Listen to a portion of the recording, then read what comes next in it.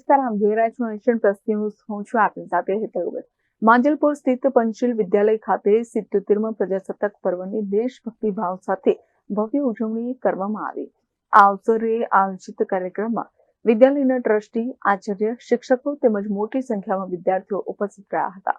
આ કાર્યક્રમની શરૂઆત ધ્વજવંદનથી કરવામાં આવી હતી, જેમાં રાષ્ટ્રધ્વજ ફરકાવી રાષ્ટ્રગાન સાથે સમગ્ર વિદ્યાલય પરિસર દેશભક્તિના રંગે રંગાઈ ઉઠ્યો હતો.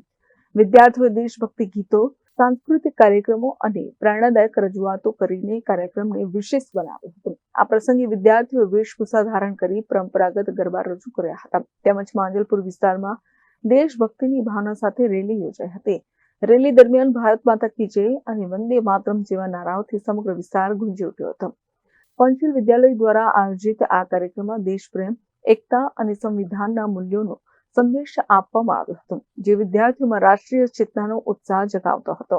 આજે 77મા પ્રજાસત્તાક દિન નિમિત્તે સમગ્ર મારા શાળાના વિદ્યાર્થી મિત્રો, શિક્ષક મિત્રો, બિન શૈક્ષણિક કર્મચારી મિત્રો, મંત્રી શ્રી રોમિત સર, ધ્રુવી મેડમ અને સમગ્ર દેશવાસીઓ આ પર્વની ખૂબ ખૂબ હાર્દિક શુભેચ્છા. આજના આ કાર્યક્રમની અંદર અમારી શાળા તરફથી, પરિવાર તરફથી એક સામૂહિક રેલી, સાથે સાથે ધ્વજવંદનનો કાર્યક્રમ અને સાંસ્કૃતિક કાર્યક્રમનું આયોજન કરેલ છે, જેમાં મંડળ તરફથી તેમજ સમગ્ર પરિવાર તરફથી અને વાલીશ્રી તરફથી અમને ખૂબ જ સારો એવો પ્રતિસાદ, સાથ સહકાર મળ્યો છે. એ બદલ હું સર્વનો ખૂબ ખૂબ આભાર માનું છું. ધન્યવાદ. ભારત માતા કી જય.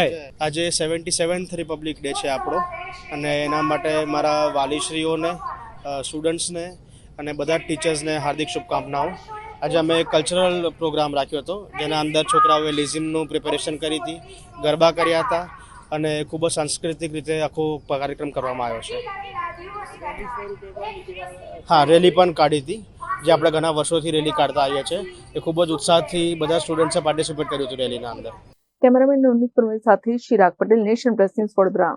સમાચારોના સતત અપડેટ મેળવવા માટે અમારી નેશન પ્લસ ન્યૂઝની યુટ્યુબ ચેનલને સબસ્ક્રાઇબ કરો, બેલ આઇકન દબાવો અને જોડાયેલા રહો ફેસબુક, ઇન્સ્ટાગ્રામ અને ટ્વિટર પર.